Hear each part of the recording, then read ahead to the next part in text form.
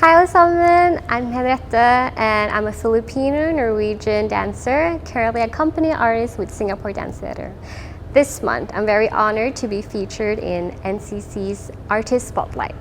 So join us as I share my journey as a professional ballet dancer.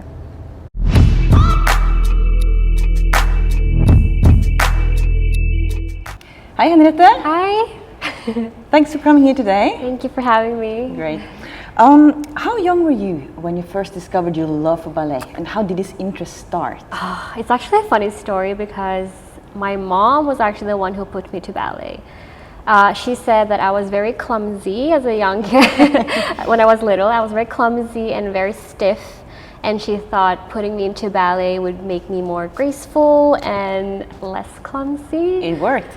I'm not sure about the clumsy part, but maybe less. And then, I don't know, I feel like ballet kind of chose me instead of it's not the typical story about like when you're watching a ballet and then you just fall in love with it. I just started and then eventually just continue, and now I'm a professional dancer. Yeah, oh nice. Yeah. But how is it in Norway? How's the tradition and education for ballet there? Well, it's actually started in 2009, where the Norwegian Opera School in Norway and Russeløkka Skole, which is a middle school, they have this collaboration to integrate studies and ballet full-time. So that would go from 8th grade to 10th grade.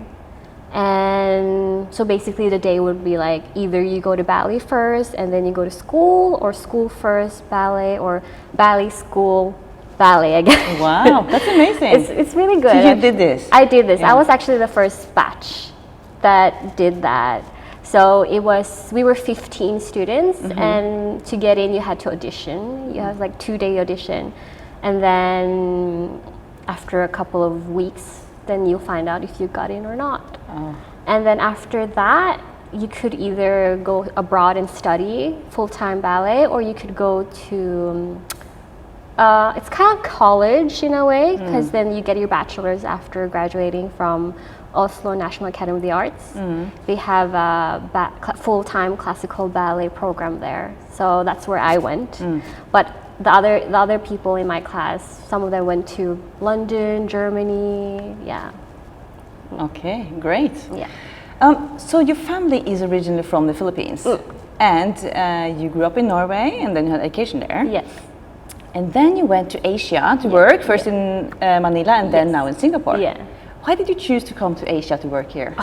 Well, after graduating is the college, like it's normal for us to go find work.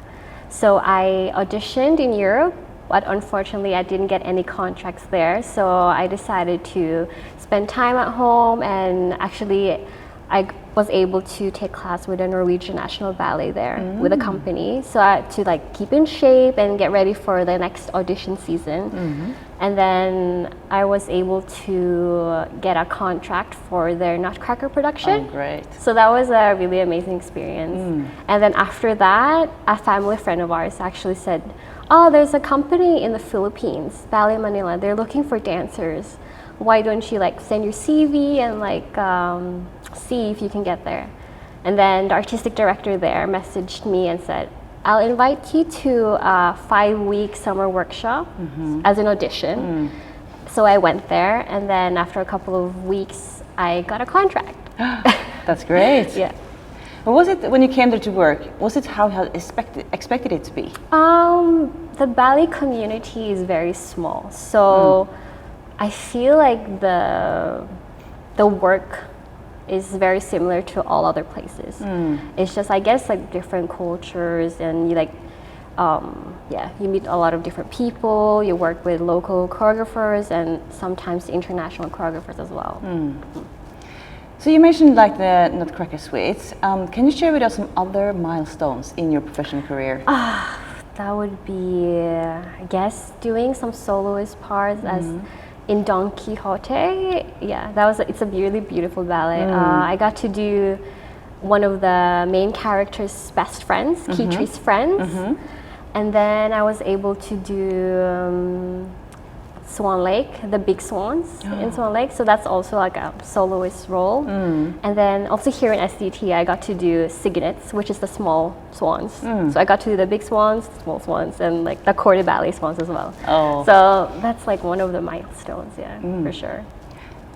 Have you participated in any culture exchange project between Singapore and Norway with the ballet?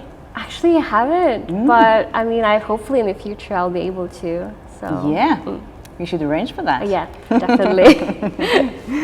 As a professional artist and living through all these different cultures, is there any particular part that you want to further develop? Further develop? I guess I would want to maybe start teaching more. Give my knowledge more out to like the younger generation of ballet. So I guess I want to develop my teaching skills. Yeah. Because you also took another kind of education. What was that within? So that was during the pandemic. It's more of a, not really education, but credited subjects. It was with Idrettshøyskolen. They offered online courses within sports management. So last year I took leadership and sports organization. So it's more within sports, but I feel like there's a lot of things there that I can bring into the ballet world that if ever I wanted to pursue something more in the management or as an artistic director. Yeah. It's great to think ahead and use the pandemic to something positive, huh? That's great. So almost up to our last questions, but do you feel at home, like if it's Manila or Singapore, do you feel at home here? Yes, I feel at home here, but my heart belongs to Norway, so yeah, I feel like Norway is more, I always see Norway as my home. Yeah, you grew up there. Yeah. Is there anything particular you're missing from Norway now, like food or your family, of course? Family and friends, of course. Food, actually not so much, because we have like IKEA and like Sjømannskirken, so there's a lot of products I can get there. Definitely got a lot of liver spread and makrell i tomat. You have a very colorful and energetic journey, Henriette, and we're looking forward to many more of your shows and with the dance company. Could you please share with your audience how they can follow your professional career? You guys can follow Singapore Dance Theatre on Facebook and Instagram, and you guys can look out for our season 2022 called Metamorphosis. And you can also follow me on social media, HDominiqueG. Thank you, Sigrid, for having me, and thank you, Norwegian Culture Center, for having me as well. It's been nice talking to you and sharing my journey. It's been nice. Thank you so much for being with us here today, Henriette. It was great. Thank you for tuning in to Norwegian Culture Center's Artist Spotlight. For more content like this, don't forget to like the video and subscribe to our channel. If you have suggestions on who you want to feature next, contact us through the details flashed on your screens. Once again, this is Sigrid for NCC's Artist Spotlight. Have a good day, everyone. See you soon.